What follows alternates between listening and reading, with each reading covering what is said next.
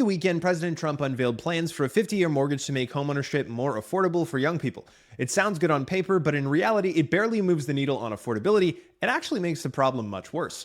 Let's break it down. So a $500,000 mortgage over 30 years costs roughly $3,100 per month, and if you stretch that to 50 years, it drops to about $2,800 per month. That's an 11% lower payment, but over the life of the loan, you pay an additional $538,000 in interest. So instead of paying off your home by retirement, you're still sending checks to the bank well into your 80s. The median age of first-time home buyers in 2025 is 40 years old, so a 50-year mortgage means that you'll be free and clear by age 90. This isn't homeownership, it's more like lifetime rent with maintenance and property taxes attached, and that's the point. The goal here isn't to make housing more affordable by expanding loan availability. It's to keep asset prices inflated for existing homeowners, allowing them to get exit liquidity and keeping politically powerful constituencies, like older people, satisfied. By expanding credit instead of building more houses, the second order effect is that you drive up prices. Because when more people can borrow, but the supply schedule is fixed, the same number of homes are chased by more money. Prices rise, and any impact that the 50-year mortgage had on affordability is negated very quickly.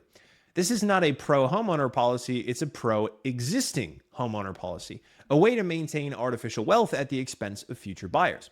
And we've actually seen this play out before. Japan tried this in the 1980s. Back then, Tokyo real estate was so expensive that banks began offering 50 and even 100-year mortgages to make ownership possible. The result was a full-blown asset bubble. At the peak, a single 0.44 square mile parcel in central Tokyo was valued higher than all the real estate in California. The total value of Japanese land exceeded that of the entire United States.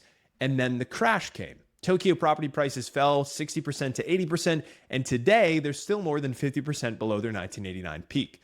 Those affordable ultra-long mortgages left borrowers underwater for decades. And the same dynamics apply here.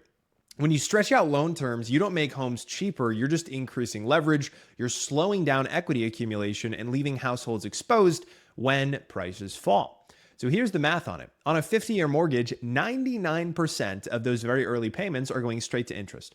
After 10 years, you've only paid off about 7% of the principal, and after 20 years, you still owe 75% of your original loan balance.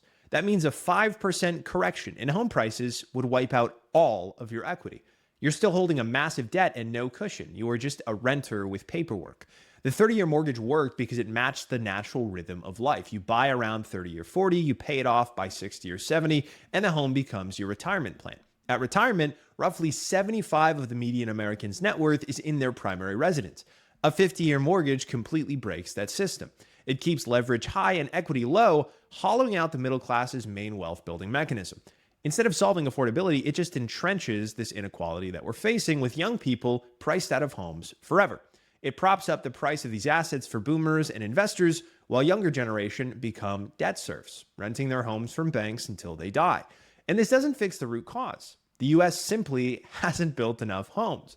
For every 100 new households formed since 2012, only 89 new housing units have been completed. The shortage is in supply, not financing.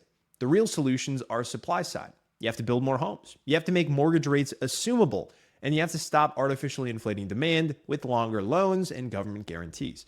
Until that happens, 50-year mortgages are just another can kick, another way of buying time for an aging housing bubble and let homeowners cash out while the next generation takes on more debt to keep the game going.